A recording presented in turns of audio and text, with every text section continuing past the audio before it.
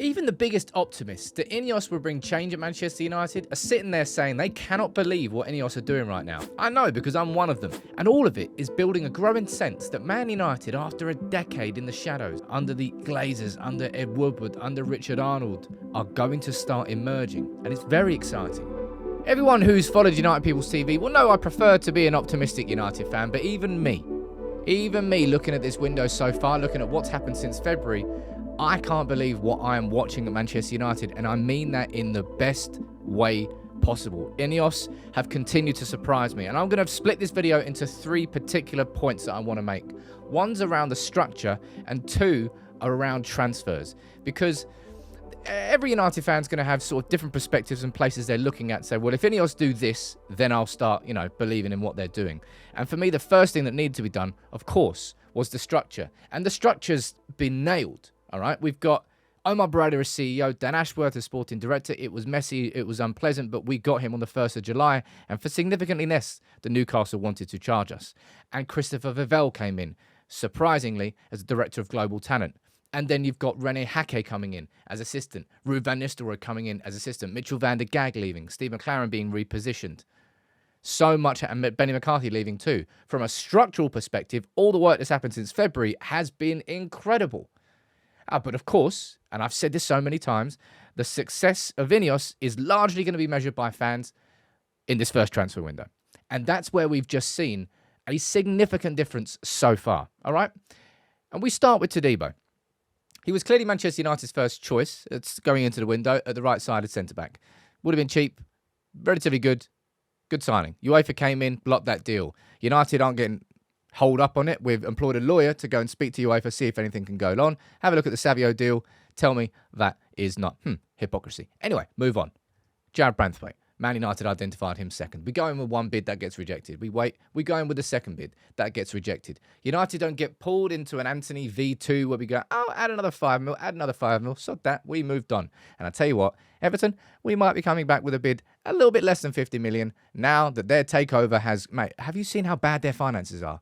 600 million in debt to 3 different debtors and 450 million in debt to shareholder for Mashiri, who's probably not going to be calling it in, but he might do. Anyway, they're over $1 billion in debt and their revenues are 170 mil. I think very much that a 50 mil bid would definitely be enough for Branthwaite now, but let's see. And then the Lenny Yoro transfer is one that I almost feel like this deserves a video unto itself. He was going to Real Madrid. Even the most optimistic of United fans admitted that straight away as soon as the link started. But Omar Berrada clearly wanted to use this as a bit of a marker. And I said that, and then the Athletic reported the same thing. Kind of became obsessed over the situation. And the marker has been set. We can compete with Real Madrid, sure. Have we paid more than they would? Yep, that's because they were trying to chance it. They were trying to do Camavinga V2, where they knew that he was leaving Rennes. They went in with a 30 mil bid, and they got their man. They were expecting the exact same with Lenny Yoro. But instead, he's chosen Manchester United, and he believes in the project that he's been told by Berrada, by Ashworth, and by Wilcox. And that is a significant moment for Manchester United.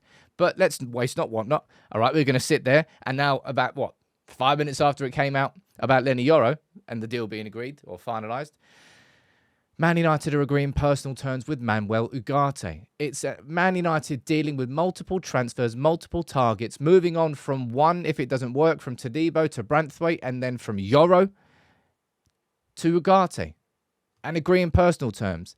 Now, and I don't think that Man United will be able to do this, but in my opinion, this is the best possible deal we can get, is to get Ugarte on loan. If we can negotiate that somehow, that would be incredible negotiation. And that's something that we've clearly shown some strength in doing this summer. I wouldn't say there was too much negotiation required on Xerxes or Yoro. Yoro, we paid a lot more than Real Madrid were going to offer. It was more about convincing him about the project. And with Xerxes, it was about, do we pay the release clause or do we pay 2.5 mil more? And therefore we can split the payment so we don't have to pay it all up front. Both of those are done, and we move on to the next one. And an important factor to put in here with these 2 signings is when they are done, right? So I'm going to go and have a quick look at here. When were the signings made? Mason Mount was made. He was on the pre-season tour, and I believe Andre Onana made his debut against Arsenal. So those 2 signings were in. Højlund wasn't in until later, and Amrabat was made on deadline day. We go to the year before. Anthony, I think he was signed on the 1st of September. Casemiro, both of them were after Brighton and Brentford. Malacia was first. Martinez was in. I'm not sure. Was Martinez in for the preseason? I think he was. Going down here, I think Sancho was at the end of July. I think Varane was in August and Ronaldo was a deadline day signing. You can see the pattern that is emerging here. As Manchester United fans, could we see us go after De Ligt next? We're already seeing us go after Ugarte after we've already signed 2 top-level players. And it's the 19th of July, and pre-season doesn't start for 8 days. We've all got PTSD, right, of seeing this. Richard Arnold and John Murto in Barcelona to speak to Frenkie de Jong. We all felt that something was happening. Nothing ever happened. And instead, we're just seeing Manchester United act like a football club. It should be the minimum requirement. But we've been so starved of it under the Glazers that it's shocking in a positive way. And also shocking in the negligence that they had. Now, on top of that, that's part 2. Part 1 was about the structure. Part 2 was about the signings. Part 3 is about the sales. And Man United have shown here, look, this Van de Beek deal, it's laughable that we signed a player for 40 mil and he's gone for half a mil. But that there is Manchester United going, you know what we need to do? Cut our losses. Let's set it with a big sell-on clause. If he goes and succeeds at Girona, we'll get payout off that. We'll add add-ons onto it. We'll get a payoff off that. They'd rather move players on than hoard them simply because we're not getting enough for them. Mason Greenwood, him being shifted on, again, a 50% sell-on clause. And the same goes for, who else was it? Alvaro Fernandez, who's gone to Benfica. And I think there's one more, but I can't quite remember. This is a shift. And of course, there's more that needs to be done. Casemiro, in my opinion, needs to go. I would still prefer that Jadon Sancho went, but it looks like he might stay. But if stage 1 of changing the perception of Manchester United was actually getting a football structure in place, we completed that.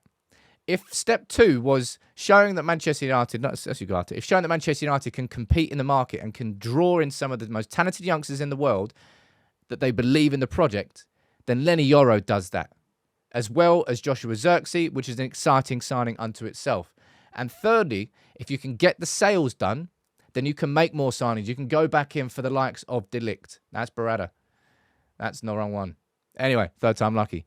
The likes of De Ligt, obviously Ugarte too.